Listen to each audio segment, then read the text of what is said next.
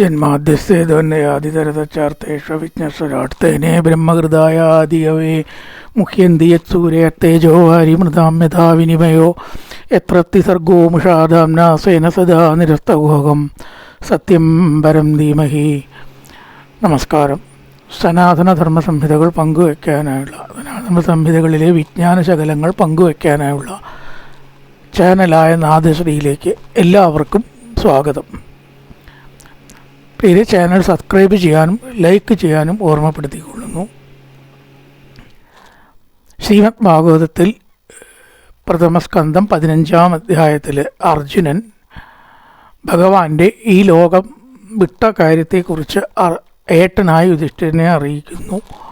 അതിൻ്റെ അവസാന ഭാഗം വാസുദേവാംഗ്രനുധ്യാന പരിബൃംഹിതരംഭസ ഭക്തിയാ നിർമ്മതിത ആശേഷ കഷായ ദിഷണോർച്ചുന ഗീതം ഭഗവതാജ്ഞാനം എത്ത സംഗ്രാമമൂർധനി കാലകർമ്മ തമോരുദ്ധം പുനരത്യാഗമത് വിഭു. വാസുദേവൻ്റെ അംഘ്രി പാദങ്ങൾ ധ്യാനിച്ചിട്ട് പരിബൃംഹിത രംഗസ വളരെയേറെ വർദ്ധിച്ചതായിട്ടുള്ള ഭക്തി, ഈശ്വരപാദങ്ങളെ ചിന്തിക്കും തോറും ഭക്തി വർദ്ധിക്കുക എന്നാണ്. പാദങ്ങളെ അധിക സമയം തുടർച്ചയായി ധ്യാനിച്ചത് കൊണ്ട് വർദ്ധിച്ച ശക്തിയോടുകൂടി എന്നാണ്. പരിബൃംഹിത രംഗസ. ഈ ഭഗവാന്റെ കാര്യങ്ങൾക്കുള്ളൊരു പ്രത്യേകത എന്താ ചോദിച്ചാൽ, നമ്മൾ എത്രത്തോളം അതിനോട് കൂടിയിട്ട് അടുക്കുന്നുവോ അത്രത്തോളം നമ്മുടെ ശക്തി കൂടുക അത്രേ ചെയ്യുക, ചൈതന്യം.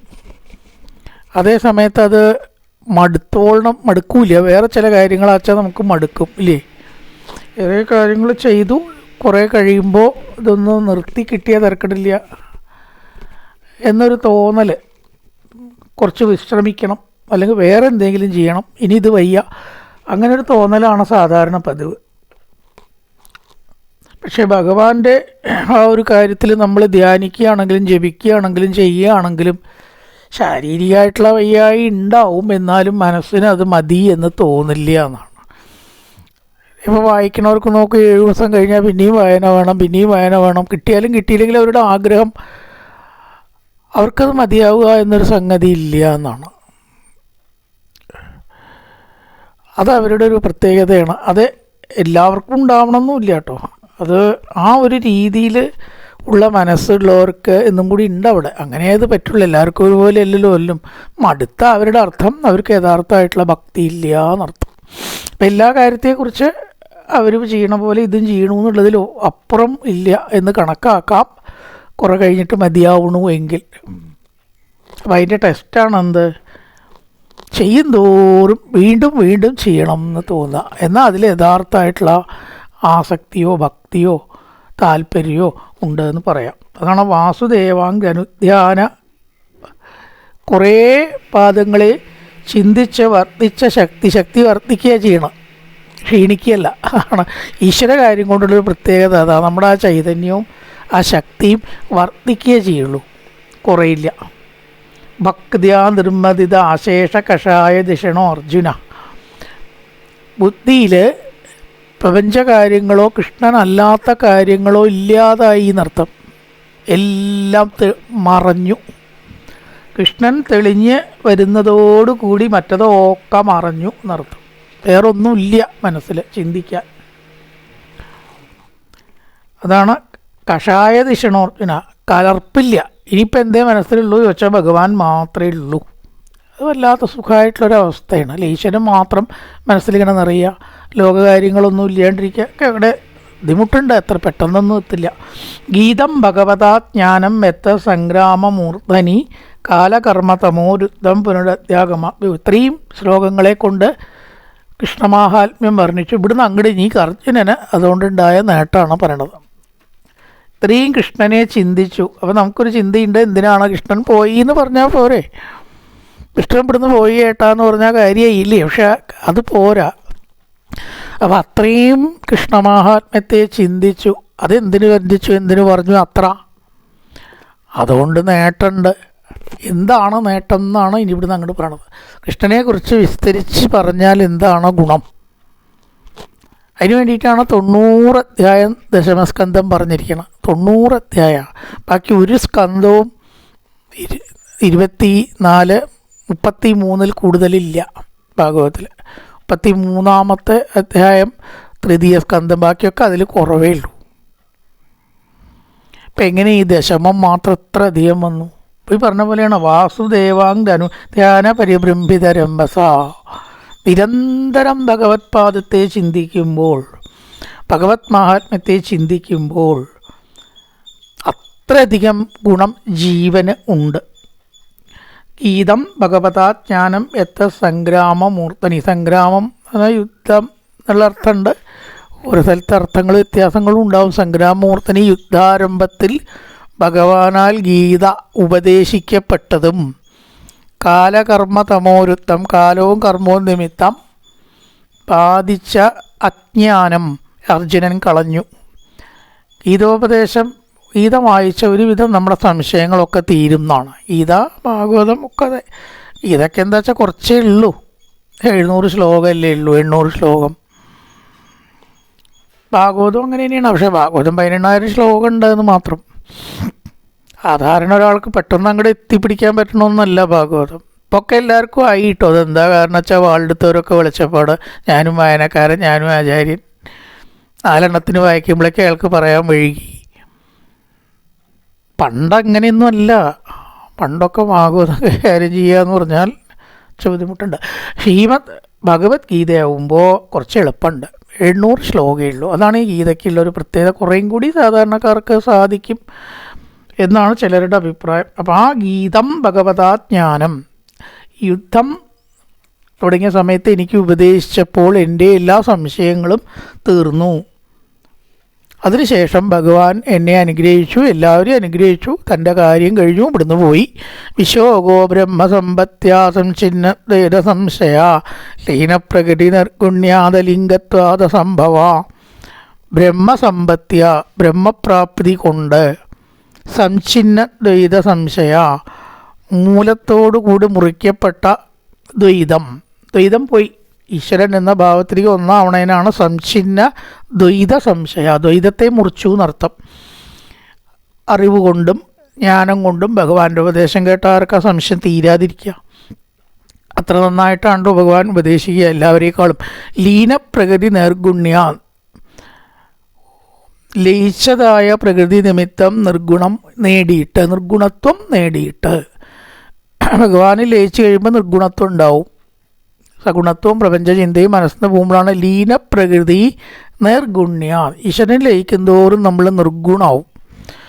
അലിംഗത്വാദ സംഭവ, അലിംഗത്വ ലിംഗശരീരം നശിച്ച ഹേതുവായിട്ട്. ഏത് ശരീരമാണ് നശിക്കുന്നത്? ലിംഗശരീരം. അതെന്താ? അത് മനസ്സ്. ഒരാൾക്ക് 3 ശരീരമുണ്ട്. ആത്മീയമായിട്ട് വിശകലനം ചെയ്യുമ്പോൾ നമുക്ക് ഒറ്റ ശരീരമേ കാണാനുള്ളൂ. കണ്ണും മൂക്കും കൈയും കാലും ഉള്ള ശരീരം അല്ലേ? പക്ഷെ അങ്ങനെയല്ല. ഒന്ന് ഈ കാണുന്ന ശരീരം, പിന്നൊന്ന് ഇതിൻ്റെ ഉള്ളിൽ സങ്കല്പ വികല്പങ്ങൾ ഉണ്ടാക്കുന്ന ആ ഒരു സംഗതി. അതിനാണ് നമ്മൾ സാധാരണ ഭാഷയിൽ മനസ്സ് എന്ന് പറയുക. അതൊരു ശരീരമായിട്ടാണ് ആത്മീയത്തിൽ പറയുക. മനസ്സാണ് പ്രപഞ്ചത്തെ മുഴുവൻ ഉണ്ടാക്കണം. നമ്മുടെ ചിന്തകളെ മുഴുവൻ മാറ്റിമറിക്കുന്നത് മനസ്സാണെന്നാണ്. അതൊരു ശരീരമാണ് അത്രേ.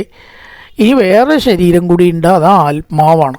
മനസ്സിനെയും ശരീരത്തെയും സ്ഥൂല ശരീരത്തെ നിലനിർത്തണത് എന്താ? അതിലൊരു ഘടകമുണ്ട്, അതാണ് ആത്മാവ്. അതാണ് പോയാൽ മനസ്സുമില്ല, പിന്നെന്തുമില്ല, ശരീരവും ഇല്ല. ഈ കാണുന്ന സ്ഥൂല ശരീരമില്ല, മനസ്സുമില്ല. അപ്പം ഇതിനെ രണ്ടിനെയും നിർത്തണതാണ് എന്ത്? ആത്മാവ്. അപ്പം എത്ര ശരീരമായി? 3 ശരീരമായി. അതിൽ ആത്മാവ് എന്ന് പറയുന്നതിനെ കൊണ്ടല്ല നമുക്ക് പ്രശ്നം, ശരീരത്തെ കൊണ്ടും അല്ല എന്നാണ് പറയുന്നത്. മനസ്സാണ് അത്രയും പ്രശ്നം. അതാണ് നമ്മൾ ശരീരത്തിൽ കീറി മുറിച്ച് എന്ത് ശസ്ത്രക്രിയ ചെയ്താലും നമുക്ക് വേദനയില്ല. എങ്ങനെയായാൽ മനസ്സിനെ ബോധം കെടുത്തിയിട്ടാണ് ചെയ്യണതെങ്കിൽ വേദന അറിയുന്നുണ്ടോ? അപ്പം എന്തുകൊണ്ടാണ് വേദന അറിയാത്തത്? ശരീരത്തിലാണെങ്കിൽ എപ്പോഴും വേദനിക്കണമല്ലോ, പക്ഷേ ബോധം കെടുത്തുമ്പോൾ വേദനയില്ല. അപ്പോൾ ബോധത്തിലാണ് വേദന പ്രവർത്തിക്കുന്നത് എന്ന് വളരെ വ്യക്തമാണ്. ശസ്ത്രക്രിയയുടെ ഉദാഹരണം എടുത്താൽ ബോധം വന്നാലോ അവിടെ വേദനിക്കണു, ഇവിടെ വേദനിക്കണു, ഇവിടെ വേദനിക്കുന്നുണ്ട് എന്ന് നമുക്ക് തോന്നുന്നു. അപ്പോൾ ബോധം വരുന്നവരെയില്ല, അപ്പോൾ എവിടെയാണ് വേദന നിൽക്കണം? എല്ലാ ശരീര അനുഭവങ്ങളും സംസാര അനുഭവങ്ങളും മനസ്സ് എന്ന പ്രതിഭാസത്തിലാണ് കുടികൊള്ളുന്നത്.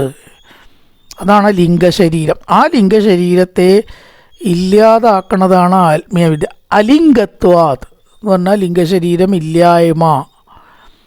എല്ലാ ദുഃഖത്തിനെയും ഇല്ലാണ്ടാക്കാനുള്ള ഒറ്റ മൂലികയാണ് പണ്ട് ഈ ലിംഗശരീരത്തെ ഇല്ലാതാക്കുക. അത് വളരെയധികം ശ്രദ്ധിക്കപ്പെടേണ്ട കാര്യമാണ്. എവിടേക്ക് ആത്മീയം കൊണ്ട് ഈ ലോകത്തിലത്തെ കാര്യങ്ങൾ പരിഹരിക്കാം എന്ന് പറയുന്നുണ്ടോ അവിടെ എല്ലാം അബദ്ധങ്ങളും തെറ്റുകളും സംഭവിക്കുന്നു. പറ്റില്ല. നമ്മുടെ പ്രപഞ്ചത്തിലത്തെ പരിഹാരം എന്ന് പറയുന്നത് പ്രായോഗിക മാത്രമാണ്. സൂക്കട് വന്നു, ഡോക്ടറെ കാണണം. വീടില്ല, കാശുണ്ടാക്കി വീടുണ്ടാക്കണം. ഭഗവാൻ വീടുണ്ടാക്കി തരുമോ? തരില്ല. അപ്പം നമ്മൾ ചോദിക്കുക, വീണ്ടും പറഞ്ഞ കാര്യങ്ങൾ ആവർത്തിക്കുകയാണ്. കാരണം ആവർത്തിക്കേണ്ടതുണ്ട്. അതുകൊണ്ടാണ് പട്ടേരിപ്പാടിന് എങ്ങനെ രോഗം മാറി? അത് പട്ടേരിപ്പാടാണ്. അതുകൊണ്ട് തന്നെ നമുക്ക് വാതരോഗം വന്ന് ഗുരുവായൂർ പോയിട്ട് ഭരിച്ചിട്ട് വാതരോഗം മാറ്റാവുന്നൊരാളുണ്ട് എന്ന് എനിക്ക് തോന്നണില്ല. അതുകൊണ്ടത് തെറ്റാണെന്ന് പറയില്ല. അദ്ദേഹത്തിന് സാധിച്ചു, എല്ലാവർക്കും അത് കഴിയില്ല. ചികിത്സിക്ക് തന്നെ വേണം. അപ്പോൾ പ്രപഞ്ച കാര്യങ്ങളെ ഇതുമായിട്ട് അധികം കൂട്ടിക്കുഴയ്ക്കാതിരിക്കുക. അതതിൻ്റെ വഴിക്ക് പോട്ടെ, ഇതിൻ്റെ വഴിക്ക് പോട്ടെ. നമുക്ക് ചെയ്യാൻ കഴിയുന്നത് എന്താണ്? അലിംഗത്വാദ സംഭവ. അവിടെയാണ് ഇപ്പോൾ പറഞ്ഞു വരുന്നത്. അലിംഗത്വമാക്കിയിട്ട് മനസ്സിനെ മാറ്റുക, എന്നിട്ട് പ്രായോഗികമായിട്ട് പ്രശ്നങ്ങൾക്ക് പരിഹാരം കാണുക. അതേ ഉള്ളൂ. ഇതും മനസ്സിലാക്കേണ്ട ഒരു കാര്യമാണ്. ആവർത്തിക്കുന്നത് മുമ്പ് പറഞ്ഞതാണ്. വളരെ മനസ്സിലാക്കേണ്ടതുണ്ട്. ആവർത്തിച്ചതുകൊണ്ട് ഒരു തെറ്റുമില്ല. അങ്ങനത്തെ കാര്യങ്ങൾ എന്താണ് ആത്മീയത്തിൻ്റെ ലക്ഷ്യം എന്നറിയാതെ അതിലേക്ക് വന്നാൽ കഥ അറിയാതെ ആട്ടം കാണലാവും. ലീനപ്രകൃതി നിർഗുണ്യാത ലിംഗത്വാദസം. ഇതൊക്കെ ഉണ്ടോ സപ്താഹത്തിൽ പറയാൻ പറ്റില്ല. ഇതൊക്കെയാണ് സത്യത്തിൽ പറയേണ്ടത്. എന്തിനാണ് ആത്മീയം, എന്തിനാണ് ഭാഗവതം? വീടുണ്ടാക്കാനും കല്യാണം കഴിയാനും രോഗം കിട്ടാനും ഉദ്യോഗം കിട്ടാനും അല്ല, ഒരിക്കലുമല്ല. ആ ജീവിത രീതികളിലുള്ള വിഷമങ്ങളെ എങ്ങനെ നേരിടാം, അതിന് മനസ്സിനെ എങ്ങനെ പാകപ്പെടുത്തുക, അതാണ് ആത്മീയം. ആ ലക്ഷ്യത്തോടു കൂടിയിട്ട് സമീപിച്ചവർക്ക് ആർക്കും പരാജയം പറ്റില്ല. അല്ലാത്തവർക്കൊക്കെ തിരിച്ചടികളും പരാജയവും ഉണ്ടാവും. ലക്ഷ്യം നമ്മൾ എപ്പോഴും ശ്രദ്ധിക്കണം. അതാണ് ഇവിടെ പറയുന്നത്. ലാഘവത്തിലത്തെ ഓരോ ശ്ലോകവും സാധു പദേ പദേ ചിന്തനീയമാണ്. ലീനപ്രകൃതി നിർഗുണ്യാത് അലിംഗത്വാദ സംഭവ. കൃഷ്ണനെ ചിന്തിച്ചതോടു കൂടിയിട്ട് തന്നെ തൻ്റെ ലിംഗശരീരമായിട്ടുള്ള മനസ്സിനെ ഇല്ലായ്മ ചെയ്യാൻ കഴിയില്ല. സാധാരണ രീതിയിൽ അത് അസാധ്യമാണ് പലർക്കും. മനസ്സില്ലാണ്ടേവോ അതുകൊണ്ട് എളുപ്പമല്ല. നിശമ്യ ഭഗവൻ മാർഗം സംസ്ഥാമ്യതുകുലത്യജ സ്വപദായ മതിഞ്ചക്രേ നിഭൃതാത്മാ യുധിഷ്ഠിര. നിശ്ചലമായ മനസ്സോട് കൂടിയിട്ടുള്ള യുധിഷ്ഠിരൻ. കണ്ടോ, ഇവിടെ കേട്ടത് യുധിഷ്ഠിരനാണ്, പറഞ്ഞത് അർജുനനാണ്. രണ്ടാളും ലക്ഷ്യം നേടി. കേട്ടാലും മതി എന്നാണ് ഈ പറയണത്. കേട്ടാലും മതി. അതാണ് ഇവിടെ നിഭൃതാത്മാ, നിശ്ചലമായിട്ടുള്ള മനസ്സോട് കൂടിയിട്ട് യുധിഷ്ഠിരൻ തൻ്റെ അനിയനാണ് പറഞ്ഞത്. പറയുമ്പോൾ ആയിക്കോട്ടെ, ആര് പറഞ്ഞോട്ടെ, അനിയനോ മകനോ തന്നേക്കാൾ താഴെയുള്ളവരോ, ആ വ്യത്യാസമൊന്നും അവിടെ ഇല്ല. ഈശ്വര മാഹാത്മ്യം ആര് പറഞ്ഞാലും, കുട്ടികൾ പറഞ്ഞാലും വലിയൊരു കേൾക്കാവുന്നതാണ്. അപ്പം ധർമ്മപുത്രൻ എന്ത് ചെയ്തു? നിശ്ചലമായിട്ടുള്ള മനസ്സില്ലാണ്ടായി എന്നർത്ഥം. അപ്പം ദുഃഖമില്ലാണ്ടാവും. ഭഗവൻ മാർഗം യദുകുലസ്യ, ഭഗവൻ മാർഗത്തെയും യദുകുലത്തിൻ്റെ നാശത്തെയും കേട്ടിട്ട് സ്വർഗലോകത്തിലേക്ക് പോകാൻ തീരുമാനിച്ചു. ഇനി ഇവിടെ ജീവിതം വേണ്ട. ഇവിടെ ഒന്ന് ചിന്തിക്കാനുണ്ട്. എന്താ വെച്ചാൽ കൃഷ്ണൻ്റെ തിരോധാനവും യദുകുല നാശവും കേട്ടിട്ട് സന്തോഷിക്കുക, അതുണ്ടാവുമോ? ആലോചിക്കേണ്ട അവിടെ. എന്താ കാരണം ചോദിച്ചാൽ, നമ്മുടെ ഏറ്റവും പ്രിയപ്പെട്ട ഒരാൾ പോയി, അയാളുടെ കുലത്തോടു കൂടി കുലവും പോയി, സുഹൃത്തുക്കളും പോയി, അയാളുടെ പത്നിമാരും പോയി. ഇത് കേട്ടാൽ ആർക്കെങ്കിലും സമാധാനം ഉണ്ടാവുമോ? പക്ഷേ അത് കൃഷ്ണനായതുകൊണ്ട് കൃഷ്ണൻ്റെ തിരോധാനവും ഇവർക്ക് ഒരു തരം ആശ്വാസമാണ് കൊടുത്തത്. എന്തായിക്കോട്ടെ, കൃഷ്ണനെ പറ്റി എന്ത് പറഞ്ഞാലും അത് സമാധാനമേ തരുള്ളൂ. അത് ഭഗവാന്റെ ഒരു പ്രത്യേകതയാണ്. അതാണ് നിശമ്യ ഭഗവൻ മാർഗം. ഭഗവാന്റെ കഥകൾ കേട്ടിട്ട് സംസ്ഥാം യദുകുലസ്തജ, യദുകുലത്തിൻ്റെ തിരോധാനത്തെ കേട്ട് സ്വപതായ മതീഞ്ചക്രേ, ഇനി സ്വർഗത്തിലേക്ക് പോവുകയാണ് നല്ലത്. സ്വർഗീയനാവുക എന്ന് പറഞ്ഞാൽ ഈ ലോകം വിടുക എന്നർത്ഥം. നിഭൃത ആത്മാവിജിട്ടിര, എങ്ങനെയാ? നിരാശപ്പെട്ടിട്ടല്ല, നിറഞ്ഞ മനസ്സോട് കൂടിയിട്ടാണ്. ഒഴിഞ്ഞ ശുഷ്കമായ മനസ്സോട് കൂടിയിട്ടല്ല, നിറഞ്ഞ മനസ്സോട് കൂടിയിട്ട്. എന്താ കാരണം? കൃഷ്ണൻ്റെ കഥയാണ് കേട്ടത്, അതുകൊണ്ടാണ് നിറഞ്ഞത്. വേറെ ഒന്നിനും നിറയ്ക്കാൻ കഴിയില്ല, ഒഴിക്കാനും പരിഭ്രമിപ്പിക്കാനേ കഴിയൂ. കൃഷ്ണകഥ കേട്ടാൽ നിറയും. പ്രതാപ്യനുസൃത്യ ധനഞ്ജയോദിതം നാശം യദൂനാം ഭഗവത്കതിഞ്ചതാം ഏകാന്തഭക്ത്യാ ഭഗവത്യതോക്ഷജേ നിവേശിതാത്മോപരരാമ സംസ്കൃതേ. ഉപരരാമ, രണ്ട് ഉപരാമ എന്ന് വായിക്കുന്നത് ഉപരരാമ സംസ്കൃതേ. പൃഥ അഭി കുന്തി, പൃഥ എന്ന് പറഞ്ഞാൽ കുന്തി, കുന്തിയും. ധനഞ്ജയോദിതം, അർജുനനാൽ പറയപ്പെട്ട, ഉദിതം പറയപ്പെട്ട, യദൂനാം യദുക്കളുടെ നാശത്തെയും താം അപ്രകാരം ഇരിക്കുന്ന ഭഗവത്ഗതിയെയും ഭഗവത് ഗമനത്തെയും അനുശ്രവിച്ചിട്ട്, അനുശ്രവിക്കുക എന്ന് പറഞ്ഞാൽ ഒരാൾ കേട്ടതിൻ്റെ കൂടെ കേൾക്കുക. ഇവിടെ യഥാർത്ഥ ശ്രോതാവ് യുധിഷ്ഠിരനാണ്. കൂടെ ആരും കേട്ടു? കുന്തിയും കേട്ടു. അതാണ് അനുശ്രുത്യ എന്ന വാക്ക്, അല്ലെങ്കിൽ ശ്രുത്യ എന്ന് മതി. കൂടെ, യുധിഷ്ഠിരൻ്റെ കൂടെ താനും കേട്ട, മകൻ്റെ കൂടെ അമ്മയും കേട്ടു. ഒരു മകൻ പറഞ്ഞു, ഒരമ്മയും ഒരു മകനും കേട്ടു. അതോക്ഷജേ, ഇന്ദ്രിയങ്ങൾക്ക് ഗോചരനല്ലാത്ത ഭഗവതി എന്ന് പറഞ്ഞാൽ ഭഗവാനിൽ, എന്നുള്ള പ്രത്യയാണ് ഭഗവതി. സ്ത്രീലിംഗ അല്ലാട്ടോ, ഭഗവതി എന്ന് പറഞ്ഞാൽ ഭഗവാനിൽ. ഏകാന്ത ഭക്തിയാ ഉണ്ടോ, അവിടെ ലക്ഷ്യം എവിടേക്ക് എത്തി?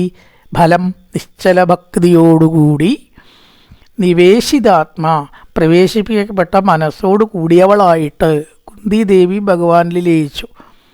കുന്തിദേവി യുധിഷ്ഠിരനൊന്നുമല്ല, ഏതൊരാൾ കൃഷ്ണകഥ ശ്രദ്ധയോടുകൂടി കേട്ടാലും, എക്സ് ആവട്ടെ, വൈ ആവട്ടെ, രാമനാവട്ടെ, കോമനാവട്ടെ, കൃഷ്ണനാവട്ടെ, ആര് കേട്ടാലും അവരുടെ മനസ്സ് ഭക്തി കൊണ്ട് നിറയും. മനസ്സ് എന്ന പ്രതിഭാസം ഒരു പ്രത്യേക അവസ്ഥയിലായിട്ട് തീരും. ഈശ്വരകഥയ്ക്ക് മാത്രമേ ആ ശക്തിയുള്ളൂ, വേറെ ഒന്നുകൊണ്ടുമില്ല. സംസ്കൃതേ, സംസാരത്തിൽ നിന്ന് ഉപരമിച്ചു, മാറി. സംസാരത്തിൽ നിന്ന് മനസ്സ് എവിടേക്കോ എത്തിക്കഴിഞ്ഞു. ഇവിടേക്കൊന്നും പോണേയില്ല മനസ്സ്. അത് ദുഃഖം ഉണ്ടാവില്ല, കാരണം സംസാരമായിട്ട് കെട്ടിപ്പണഞ്ഞാൽ ദുഃഖമല്ലാണ്ട് ഒന്നും ഉണ്ടാവില്ല, ഉറപ്പാണ്. അതിൽ നിന്ന് മാറി മനസ്സ് വേറൊരു തലത്തിലെത്തിയപ്പോൾ കുന്തിക്കും ആ സംസാരത്തിൽ നിന്ന് മാറി സന്തോഷം കണ്ടെത്താൻ ഏകാന്ത ഭക്തിയാ അതോക്ഷജൻ, ഇന്ദ്രിയങ്ങൾക്ക് വിധേയനല്ലാത്തവൻ. അതോക്ഷജൻ ഭഗവാന്റെ ഒരു പേരാണ്, പര്യായമാണ് പറയാം. അതോക്ഷജൻ, വാക്തോ വായുരതോക്ഷജ, വിഷ്ണു സഹസ്രനാമത്തിൽ. ഇന്ദ്രിയങ്ങൾക്ക് ഗോചരനല്ലാത്തവൻ, നിവേശിതാത്മാ, ആ ആനന്ദവും സമാധാനവും കണ്ടെത്തി. ആരൊക്കെ കേട്ടോ അവർക്കൊക്കെ അനുഭവം ഉണ്ടാവുക ഭാഗവത്തിൻ്റെ പ്രത്യേകത. ഏയാകര ഭൂഭാരം താം തനും വിജകാപച കണ്ടകം കണ്ടകേനേവദയഞ്ചാഭീഷിതു സമം. അജ എന്ന് പറഞ്ഞാൽ ജനനമില്ലാത്തവൻ. ഒരുപാടർത്ഥമുണ്ട് കേട്ടോ അജ എന്ന് പറഞ്ഞാൽ. ബ്രഹ്മാവ് എന്നൊരർത്ഥമുണ്ട്, ഇന്ദ്രൻ എന്നൊരർത്ഥമുണ്ട്, ആട് എന്നൊരർത്ഥമുണ്ട്, മായ എന്നൊരർത്ഥമുണ്ട്. ഒരു വാക്കിന് എത്രയാ അർത്ഥം അറിയോ? സംസ്കൃതത്തിൽ ചില വാക്കിന് ഒരുപാട് അർത്ഥമാണ്. സന്ദർഭം നോക്കി അർത്ഥം പറഞ്ഞില്ലെങ്കിൽ അബദ്ധമാവും. ഭഗവാൻ ബ്രഹ്മാവ് എന്നുള്ളിടത്ത് കൊണ്ടേ ആട് എന്ന് പറഞ്ഞാൽ എന്താവും കഥ? അജ എന്ന് പറഞ്ഞാൽ ആട് എന്ന് അർത്ഥമുണ്ട്. ഇവിടെ അർത്ഥം ഭഗവാൻ എന്നാണ്, ഈശ്വരൻ എന്നാണ് അർത്ഥം, ബ്രഹ്മാവല്ല. അതുകൊണ്ട് അർത്ഥം അജ എന്ന് പറഞ്ഞാൽ. അപ്പം ജനനമില്ലാത്തവൻ, ജനിക്കാത്തവനാണ് അജൻ. ജൻ എന്ന് പറഞ്ഞാൽ ജനിക്കുക, അജൻ എന്ന് പറഞ്ഞാൽ ജനിക്കാത്തവൻ. യാതൊന്നിനായിക്കൊണ്ട് ഭുവി ഭാരത്തെ കണ്ടകേന, കണ്ടകം കൊണ്ട് കണ്ടകം ഇവ, മുള്ളുകൊണ്ട് മുള്ളെടുക്കുന്നത് പോലെ.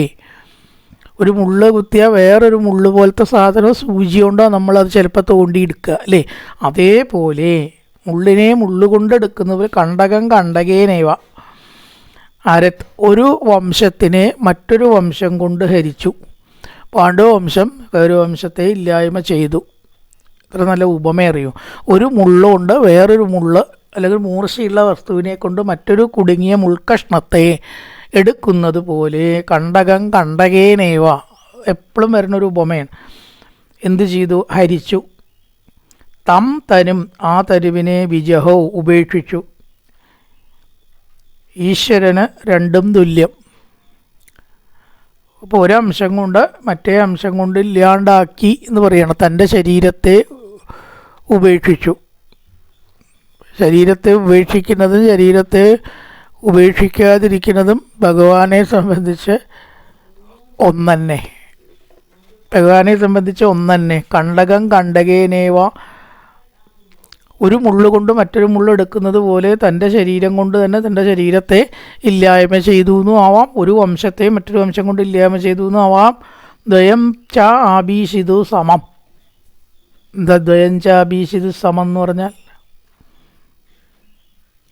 ശരീരത്തെ ഉപേക്ഷിക്കുന്നതും കണക്ക്, ധരിക്കുന്നതും കണക്ക്. നമുക്ക് പറ്റുമോ? മരണഭയം ഇല്ലാത്തവരാരാളുള്ളത്? ഇത്ര മാസമേ ആയുസുള്ളൂ എന്നോ മറ്റോ ഒരു ഡോക്ടർ പറഞ്ഞ അയാളുടെ കഥ അപ്പം തന്നെ കഴിയും അല്ലേ? ഏറി വന്നാൽ 6 മാസമേ ജീവിക്കുള്ളൂ എന്ന് പറയണതോടുകൂടി ബന്ധുക്കളും മരിക്കും, അവരും മരിക്കും. ഏകദേശം മരിച്ച പോലെയാവും, മരിച്ചിട്ടില്ലെങ്കിലും. പക്ഷെ ഭഗവാനോ സമം. ശരീരം ഉണ്ടായാലും സമാണ്, ശരീരം ഇല്ലെങ്കിലും സമാണ്. ഇത് ജ്ഞാനികൾക്കും അങ്ങനെ തന്നെ കേട്ടോ. മരണത്തെ പേടിയൊന്നുമില്ല അവർക്ക്. അതങ്ങനെ വരും. ജനിച്ചു, നമ്മൾ ആരെങ്കിലും പരിഭ്രമിച്ചിട്ടുണ്ടോ? നമ്മുടെ ഉദരത്തിൽ നിന്ന് വരുമ്പോൾ നമുക്കറിയില്ല ആ സമയത്ത് എന്താണെന്നുള്ളത്. അങ്ങനെ കഴിഞ്ഞു അല്ലേ? സ്വാഭാവികമായിട്ട് നടന്നു. അതുപോലെ മരണവും നടക്കും, ഒന്നും വിചാരിക്കാനില്ല. ഒരു ദിവസം അവിടെ കിടക്കും. പിന്നെ ചെയ്യേണ്ടത് മറ്റുള്ളവരാണല്ലോ. ഇയാൾക്ക് ബാധ്യതയൊന്നുമില്ല, അയാൾ അവിടെ കിടക്കന്നെ. അവിടെ ഇല്ല അയാൾ പോയി കഴിഞ്ഞു അല്ലേ? അത് സ്വാഭാവികമായിട്ട് അങ്ങനെ നടക്കും. ഊണ് കഴിക്കണു, കല്യാണം കഴിയണു, ജോലി ചെയ്യണു, വേറൊന്നും ചെയ്യണു, മരിക്കണു. അതിലൊരു വിശേഷമൊന്നും ഞാനീ കാണുന്നില്ല. ഭഗവാന് ശരീരത്തെ ധരിക്കുന്നതും കണക്ക്, സമം ഉപേക്ഷിക്കുന്നതും കണക്ക്. യഥാ മത്സ്യാതിരൂപാണിതത്തെ ജയ്ക്കാത്യതാ നട ഭൂവാരക്ഷപിതോയേന ചകോതച്ച കളേവരം. ഇതിനാണ് അതൊക്കെ കേൾക്കണം, പറയണം, ചിന്തിക്കണം എന്ന് പറയണത്. മരണത്തെ ഭയം ഇല്ലാണ്ടേക്കുക എന്ന് പറഞ്ഞാൽ വലിയൊരു ഭയമാണ് ഇല്ലാണ്ടാവണത്. ആർക്കെങ്കിലും മരണത്തെ ഭയം ഇല്ലാണ്ടോ വെച്ചാൽ ആർക്കും ഇല്ല. പക്ഷേ കേട്ട് കഴിയുമ്പോൾ കുറേയൊക്കെ അത് സ്വാഭാവികമാണ്. എന്താ അപ്പം അതിനെപ്പറ്റി പേടിക്കാനുള്ളത് അല്ലെങ്കിൽ ആകുലപ്പെടാനുള്ളത് എന്നുള്ളൊരു ബോധം ഉണ്ടാവാൻ അതൊക്കെ കേൾക്കണമെന്ന് പറയണത്. നടഹ മത്സ്യാദിരൂപാണി യഥാപ്രകാരം യഥാ ദത്തേ.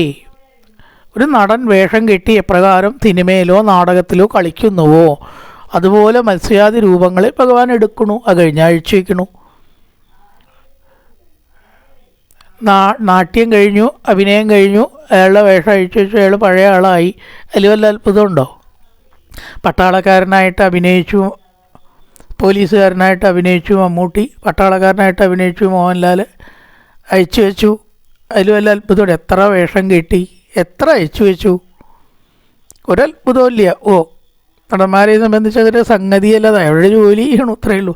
അതുപോലെയാണ് യഥാ ജഹ്യാത്, ഏതുവിധം നടൻ തൻ്റെ വേഷം ഉപേക്ഷിക്കുന്നുവോ തഥാ അതുപ്രകാരം ഭൂഭാരക്ഷപിത, ഭൂമിയുടെ ഭാരത്തെ നശിപ്പിക്കപ്പെട്ടുവോ ആ ശരീരത്തെയും ത്യജിച്ചു. എന്തിനാണ് അവതരിച്ചത്? ഈ വേഷം എടുത്തത് ഭൂമിയുടെ ഭാരത്തെ ഇല്ലാണ്ടാക്കാൻ. അതാണ് അവസാനിച്ചപ്പോഴോ ശരീരം അവസാനിച്ചു. പിന്നെ ശരീരത്തിൻ്റെ ആവശ്യമില്ല. ഒരു പ്രത്യേക ആവശ്യത്തിന് ശരീരം എടുത്തു, അത് കഴിഞ്ഞപ്പോൾ ഉപേക്ഷിച്ചു എന്നാണ്. നമ്മളൊക്കെ അങ്ങനെ തന്നെയാണെന്നാണ്. എന്തിനു വേണ്ടിയിട്ടാണ് ശരീരം എടുക്കണം? ഈശ്വരനെ അറിയാൻ വേണ്ടിയിട്ടാണ്. അതെടുത്തു കഴിഞ്ഞാൽ പിന്നെ ശരീരത്തിൻ്റെ ആവശ്യമില്ല. ഭരദ്വാജ മഹർഷി തൻ്റെ ശരീരം അഗ്നിയിൽ ഉപേക്ഷിച്ചു രാമനെ കണ്ടപ്പോൾ എന്ന് രാമായണത്തിൽ പറയണു. ഇത് കഥ കേൾക്കാൻ വേണ്ടിയിട്ട് മാത്രമല്ലാതെ ശബരി രാമനെ കണ്ടതോടുകൂടി തൻ്റെ ശരീരം ഉപേക്ഷിച്ചു. ഇനി എന്തിനാണ് ശരീരം? അതുകൊണ്ട് എന്താ അറിയാനുള്ളത്? എന്താണ്ട് എന്താ നേടാനുള്ളത്? രാമനെ കാണൽ കഴിഞ്ഞിരിക്കണു, നീ അതാണ്ട് ഉപേക്ഷിക്കുക. അപ്പോൾ ഇതിൻ്റെ ഉദ്ദേശം എന്ന് പറയുന്നത് അതാ. അതില്ലാണ്ട് കുറേ ജീവിച്ചു, ചോറിന് ചിലവ്, ഭൂമിക്ക് ഭാരം, ഒരു കാര്യമില്ല. അറിയേണ്ടതറിയാം, വിദ്യ കൊണ്ട് അറിയേണ്ടതറിയാതെ വിദ്വാനെന്ന് നടിച്ചിട്ട് കാര്യമില്ല. അപ്പോൾ ആ ഈശ്വരനെ അറിയാനാണ് ശരീരം. ആ അറിയാത്ത ജന്മം വ്യർത്ഥം യഥാ മുകുന്ദോ ഭഗവാനിമാം മഹീഞ്ജഘോഷ തന്നാശവണീയ സൽക്കഥ തഥാ ഹരേവ പ്രതിബുദ്ധചേതസ അധർമ്മഹേതു കലിരന്നവർദ്ധത. നീ ഭഗവാൻ ഇവിടുന്ന് പോയാലോ? അതിനുശേഷം ഇവിടെ കലി ആരംഭിച്ചു. ശവണീയ തൽക്കഥ, ശപിക്കപ്പെടുവാൻ യോഗ്യതമായും നല്ലതും ആയ കഥയോട് കൂടിയിട്ടുള്ള ഭഗവാൻ. വേറെ ആരുടെ കഥ കേട്ടാലും നമുക്ക് ഈ തരത്തിലുള്ളൊരു അനുഭവം ഉണ്ടാവില്ല. ആണ് സൽക്കഥ, ശവണീയ സൽക്കഥ, കേൾക്കപ്പെടേണ്ട കഥയാണ് ഭഗവാന്റെ. ആ ഭഗവാൻ എപ്പോൾ ഇവിടം വിട്ടുപോയോ, മുകുന്ദോ ഭഗവാൻ യഥാ സ തന്വാ ഇമാം മഹീം യഹൗ, തൻ്റെ ശരീരം കൊണ്ട് ഈ ഭൂമി ഉപേക്ഷിച്ചു. യഥാ മുകുന്ദോ ഭഗവാൻ ഇമാം മഹീം ജഹൗ, മഹി ഭൂമി, ജഹു ഉപേക്ഷിക്കുക, തൻ്റെ ശരീരം ഉപേക്ഷിച്ചുവോ. സ്വതന്വാശവണീയ തൽക്കഥ, അത് ഭഗവാന്റെ വിശേഷണമാണ്. ആരാ ഭഗവാൻ? ഏതൊരു ഭഗവാന്റെ കഥകൾ കേൾക്കുമ്പോഴാണ് എല്ലാ ജീവന്മാരും മനുഷ്യന്മാരല്ലാത്തവരും കൂടി സന്തോഷിക്കേണ്ടതാണ്. ജീവജാലങ്ങൾ എന്ന് പറയുന്നത്, വൃക്ഷലതാദികൾ, ജീവജാലങ്ങൾ, ഇവർക്കൊക്കെ ഭഗവാന്റെ കഥ ആസ്വദിക്കാൻ കഴിയും. അത് അറിഞ്ഞിട്ടൊന്നുമല്ല അവർക്ക് കേട്ടോ, കഥയാണെന്ന് അറിയൊന്നുമില്ല. പക്ഷേ അത് കേൾക്കുമ്പോൾ എന്തോ അവർക്കൊരു സമാധാനം ഉണ്ടാവുന്നുണ്ടെന്നാണ്.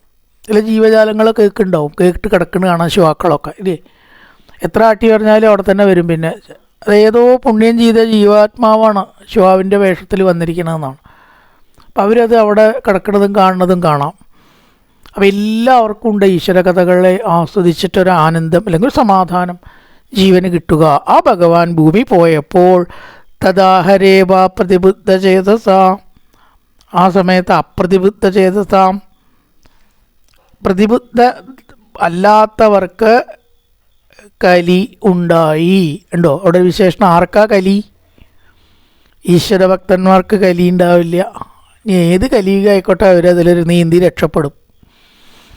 ഇവിടെ പറയണു അധർമ്മഹേതു കലി അപ്രതിബുദ്ധ ചേതസ, അപ്രതിബുദ്ധ ചേതസ, വേണ്ട വിധത്തിൽ ഉള്ള ചിന്ത പ്രബുദ്ധത ഇല്ലാത്തവർക്ക്, അവർക്ക് കലിയുണ്ടായി, ഉള്ളവർക്ക് കലിയില്ല. പ്രബുദ്ധ ചേതസ് ഉള്ളവർക്ക് കലി ബാധിക്കില്ല എന്നാണ്. ഇതൊക്കെയാ കലിയുടെ ലക്ഷണം. ഒരുപാടുണ്ട്. ദേഷ്യം വരിക, വിനയം ഇല്ലാണ്ടിരിക്കുക, അഹങ്കാരം ഉണ്ടാവുക, വേറൊരാളെ ബഹുമാനിക്കണം എന്നില്ലാണ്ടിരിക്കുക, കണ്ടു നടിക്കാതിരിക്കുക, കുറച്ച് കേമത്തുണ്ടാവുമ്പോഴേ താൻ ആരൊക്കെയോ ആണെന്ന് തോന്നുക, ഇതൊക്കെ കലിയാണ്. കലി എന്ന് പറഞ്ഞാൽ ദേഷ്യപ്പെട്ട ഒരാളെ വെട്ടിക്കൊല്ലൽ മാത്രമല്ല കേട്ടോ, അങ്ങനെയൊന്നുമല്ല. വേറൊരാളെ ബഹുമാനിക്കണം എന്ന് തോന്നണത് തന്നെ ഒരു മഹത്വമാണ്. അവർക്കേ അത് പറ്റൂ. നമസ്കാരം ഉണ്ട് കേട്ടോ എന്നൊന്ന് പറയണമെങ്കിൽ അടക്കം അതിൻ്റെ ഒരു സംസ്കാരം ഉള്ളെന്ന് വരണം. അത് പഠിപ്പിച്ചിട്ടോ പറഞ്ഞിട്ടോ ഒന്നും കാര്യമില്ല, കാശ് കൊണ്ടും പദവി കൊണ്ടും ഉണ്ടാവില്ല. ഉള്ളിന്ന് വരേണ്ടതാണത്. ഒരാളെ നമസ്കരിക്കുക, ഒരാളെ ബഹുമാനിക്കുക, എന്നിട്ട് താൻ ബഹുമാനിക്കപ്പെടുക. ബഹുമാനവും നമസ്കാരവും സ്നേഹവും കൊടുക്കുന്തോറും ആ കിട്ടുക. കൊടുക്കാതെ എനിക്ക് സ്നേഹം കിട്ടണമെന്ന് പറഞ്ഞാൽ ആരും കിട്ടില്ല, ആരിൽ നിന്നും കിട്ടില്ല. കൊടുത്തു നോക്കൂ, തന്നെ കിട്ടും.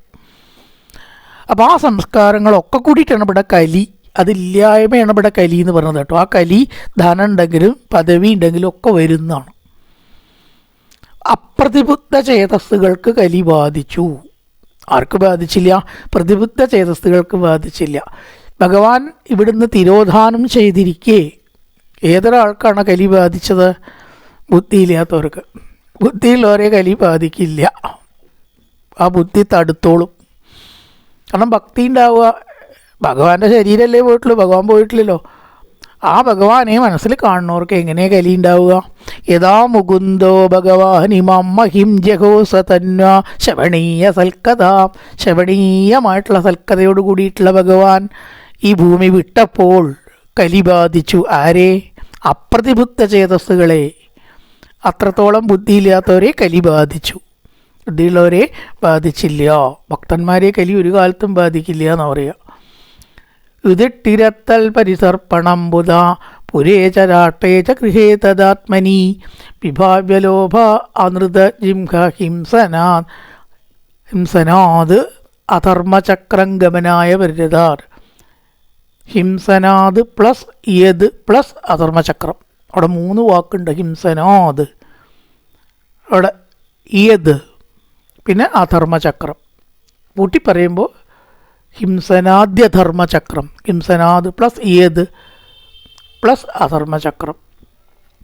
അറിവുള്ളവനായ യുധിഷ്ഠിരൻ അപ്രതിബുദ്ധ ചേതസ്സല്ല. അപ്രതിബുദ്ധ ചേതസ്സ ബുദ്ധിയില്ലാത്തവർ. യുധിഷ്ഠിരൻ ആ കൂട്ടത്തിൽപ്പെട്ടതല്ല, പ്രതിബുദ്ധ ചേതസ്സാണ്, അപ്രതിബുദ്ധ ചേതസ്സല്ല. അതുകൊണ്ട് എന്തുണ്ടായി? പട്ടണത്തിലും രാഷ്ട്രത്തിലും ഗൃഹത്തിലും ഒക്കെ ലോപം, അനൃതം, ഹിംസ മുതലായ കലിലക്ഷണങ്ങളെ കണ്ടിട്ട് പൊതുവെ ബുദ്ധി കലിയുഗത്തിൽ കുറയും എന്നാണ് പറയുക. മന്ദ സുമന്ദമതയോ, മഹാത്മ്യത്തിൽ പറയും മന്ദബുദ്ധികൾ. എന്താ മന്ദബുദ്ധി എന്ന് പറഞ്ഞ അർത്ഥം? അവർക്ക് കമ്പ്യൂട്ടർ അറിയാം, അവർ BA ആണ്, MA ആണ്, PG ആണ്, B.Ed ആണ്, ഇതൊക്കെ ക്വാളിഫിക്കേഷൻ്റെ. അപ്പോൾ ചെറിയ കുട്ടികൾക്കടക്കം റിമോട്ട് ഓപ്പറേറ്റ് ചെയ്യാൻ പറ്റും, മൊബൈൽ ഓപ്പറേറ്റ് ചെയ്യാൻ പറ്റും. നമ്മളെക്കാൾ ബുദ്ധി ഉണ്ട് കലിയുഗത്തിൽ. പിന്നെ എങ്ങനെയാണ് മന്ദബുദ്ധികൾ എന്ന് പറഞ്ഞത്? എന്താ കാരണം? കലിയുഗത്തിൽ മന്ദബുദ്ധികളാണ് എല്ലാവരും. ശരിക്കും നോക്കിയാൽ ബുദ്ധി കൂടുതലാന്ന് പറയേണ്ടി വരും. എല്ലാവരും പഠിക്കണു. ഇപ്പോൾ ഒരു PG എങ്കിലും ഇല്ലാതെ ആരും ഇല്ലണ്ടോ? അപ്പോൾ ബുദ്ധി കൂടുതലേ ചെയ്തത് അല്ല. എന്താ കാരണം? അറിയേണ്ടത് അറിയണില്ല. ബുദ്ധിയെ കൊണ്ട് അറിയേണ്ടതറിയാതെ വിദ്വാനെന്നു അവിടെയാണ് നടിക്കുന്നിതു ചിലർ. ഡിഗ്രിക്ക് എണ്ണം കൂടിയതുകൊണ്ട് ബുദ്ധി ഉണ്ടാവുമോ? അവൻ ബുദ്ധിമാനാണ് പറയാൻ പറ്റില്ല. അപ്പോൾ ബുദ്ധി അറിവ് എന്ന് പറഞ്ഞാൽ ആത്മാവിനെ അറിയലാണ്.